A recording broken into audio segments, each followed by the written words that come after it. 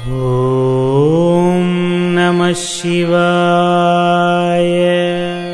పూగీఫలైశ్చ కర్పూరైః నాగవల్లీ దళైర్యుతం ముక్తా చూర్ణ సమాయుక్తం తాంబూలం ప్రతిగుక్ష్యతాం.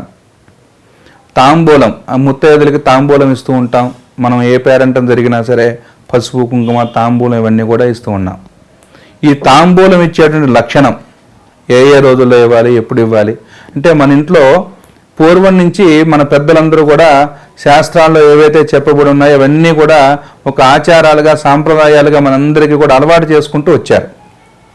ఇక్కడ ఏమేమి ఉండాలి తాంబూలం అంటే పూగీఫలైశ్చ కర్పూరైః నాగవల్లీ దళైర్యుతం. నాగవల్లి అంటే తామలపాకులు, దళము అంటే మూడాకులు ఉండాలండి. పూగీఫలము అంటే ఒక్క. పూగీఫలైశ్చ కర్పూరైః, కర్పూరం అంటే మనం హారతి ఇచ్చే కర్పూరం కాదు, పచ్చ కర్పూరం, దాన్నే మెంతాలని చెప్పి అంటారు. ఇక్కడ మనకి వాడుక భాషలో పుదీనా పువ్వు అని చెప్పి అంటారు. అట్లా పూగీఫలైశ్చ కర్పూరైః నాగవల్లీ దళైర్యుతం. ముక్తాచూర్ణం, మౌక్తికం అంటే ఈ యొక్క ముత్యాలతో కూడినటువంటి తెల్లటి పలుకులుగా ఉండేటువంటి ఆ యొక్క చూర్ణాన్ని, ఇటువంటి వాటిని కూడా మంగళప్రదమైనటువంటి ఆ తాంబూలం. చాలామంది ఈ తాంబూలంలో ఎన్ని అరటి పండ్లు పెట్టాలి, ఎటువైపు పెట్టాలి, తాంబూలం ఇచ్చేటప్పుడు తొడిమి ఎవరి వైపు ఉండాలి, కొస ఎవరి వైపు ఉండాలి, ఇవన్నీ కూడా అడుగుతూ ఉంటారు. ఈ తాంబూలం ఇచ్చేటప్పుడు మనం ఎప్పుడు కూడా తొడిమ ఎవరైతే ఇస్తున్నారో వాళ్ళ వైపు తొడిమ ఉండాలి. అరటిపండు కానీ తామలపాకు కానీ, కొస పుచ్చుకున్నటువంటి వారి వైపు ఉండాలి. పండ్లు కూడా చాలామంది ఒకటే పెడుతూ ఉంటారు. ఇక్కడ చాలామంది దానికి కూడా అన్వయం చేస్తూ ఉంటారు. ఏకమేవా ద్వితీయం బ్రహ్మ, ఒక్కడే కదండి పరమాత్మ, పర్వాలేదు నడుస్తుంది అంటే మనం ఏదైతే ప్రతిదానికి అమైన్మెంట్స్ సర్దుకుపోవటం, ఈ సర్దుకుపోవటం అనేది ఎప్పుడు జరగాలి అంటే మనకు అక్కడ అవకాశం లేని పరిస్థితుల్లో సర్దుకుపోవాలి. కానీ 2 అరటిపళ్ళు, 3 తామలపాకులు, పూగీ ఫలము అంటే ఒక్క లేనటువంటి తాంబూలం ఎక్కడా కూడా అక్కడ పనికిరాదు.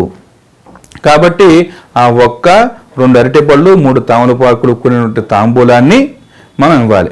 ఈ ముత్తైదులకి ఇచ్చేటువంటి సమయంలో ఖచ్చితంగా చక్కగా మనమే వాళ్ళకి పాదాలకి పసుపు రాసి, కంఠానికి గంధం రాసి, బొట్టు పెట్టి వాళ్ళని తూర్పు ముఖంగా కూర్చోబెట్టి, ఎవరైతే ముత్తైదులు ఉన్నారో ఆ ముత్తైదుల్ని తూర్పు ముఖంగా కానీ ఉత్తర ముఖంగా కానీ కూర్చోబెట్టి ఈ తాంబూలం ఇవ్వటంలో ఇంకొక పరమార్థం చూడండి.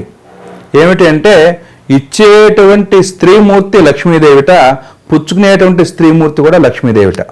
అట్లా ఎవరైతే ఆ యొక్క ముత్తైదుకి తాంబూలం ఇస్తూ ఉన్నామో ఆ ముత్తైదు ఈ సమయంలో, ఇప్పుడు సంధ్యా సమయం అయింది, సంధ్యా సమయంగానే మన ఇంటికి ఎవరో ఒక ముత్తైదు మనం పలకరించడం కోసం వచ్చారు బయట నుంచి. వాళ్ళని ఉట్టి చేతులతో పంపించకూడదు.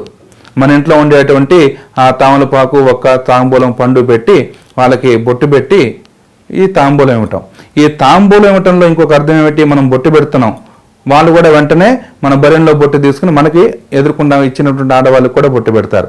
ఎందుకనంటే సౌమంగళ్యం, నీ మాంగళ్యం యొక్క బలం చక్కగా ఉండాలి అని చెప్పని ఈవిడ తాంబూలం ఇస్తే నీ మాంగళ్యం కూడా శుభంగా ఉండాలి అని చెప్పి ఈవిడ కూడా బొట్టు పెట్టి ఆశీర్వదిస్తుంది. ఈ విధంగా ఈ తాంబూలము అనేటువంటిది చాలామందికి ఇప్పుడు అన్వయం చేసుకుంటూ మనం బొగ్గన వేసుకునేటువంటి తాంబూలం అని కూడా అంటున్నారు. అది తాంబూలం అంటే మనం పూగీఫలైశ్చ కర్పూరైః నాగవల్లీ దళైర్యుతం ముక్తా చూర్ణ సమాయుక్తం తాంబూలం ప్రతిగుక్ష్యతాం. ఇటువంటి తాంబూలాన్ని శుభప్రదంగా మనం తాంబూలాలు మార్చుకుంటున్నామన్నారు పెళ్ళిళ్ళలో కూడా.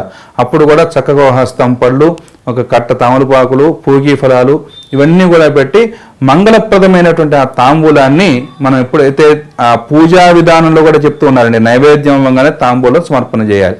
ఇట్లా తాంబూలం సమర్పణ చేయటం మూలంగా మనకి కూడా అందులో ఉండేటువంటి ఏవైతే చక్కనైనటువంటి ఈ ద్రవ్యాలు ఉన్నాయో, సుగంధ ద్రవ్యాలు ఉన్నాయో, మన యొక్క జీవితం కూడా అంతే సుగంధభరితంగా వెలుగొందుతుంది అని చెప్పని మన శాస్త్రాల్లో చెప్పబడిన విధంగా ఈ తాంబూలాన్ని గనక మనం ఆ యొక్క ముత్తైదులకి ఇవ్వటం మూలంగా సకల శుభాలు కూడా కలుగుతాయి అని చెప్పని శాస్త్రాలు చెప్తున్నాయి.